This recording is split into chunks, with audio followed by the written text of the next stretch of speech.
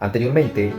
hablamos acerca de que antisionismo no es antisemitismo y explicamos el porqué. Un participante hizo una pregunta y dijo ¿qué es genocidio? Y genocidio, según la definición que encontramos, generalmente es la eliminación de un grupo humano por motivos étnicos, o mejor dicho, raciales, religiosos, políticos o por cuestiones de nacionalidad.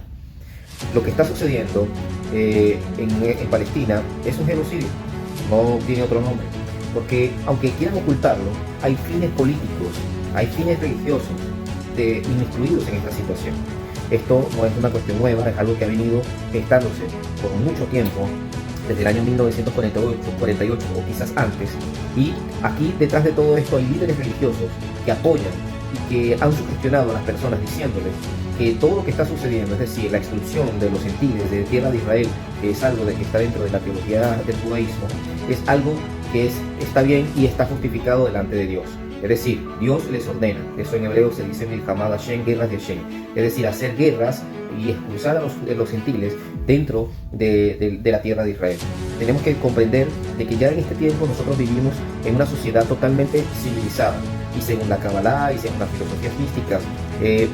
esta era, la humanidad se ha elevado en conciencia.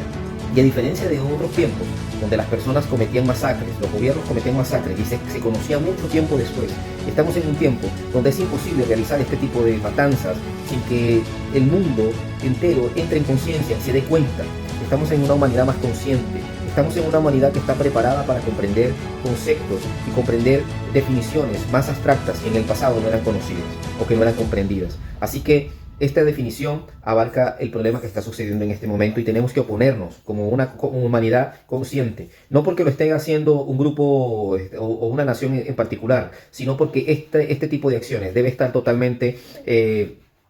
anulado de todo el globo terráqueo. Toda la humanidad debe oponerse a todo este tipo de actos, se haga contra quien se haga, sea contra los palestinos, sea contra cualquier raza, contra cualquier nacionalidad, porque todos los seres somos parte de una comunidad universal, de una comunidad global que tiene que inclinarse a la paz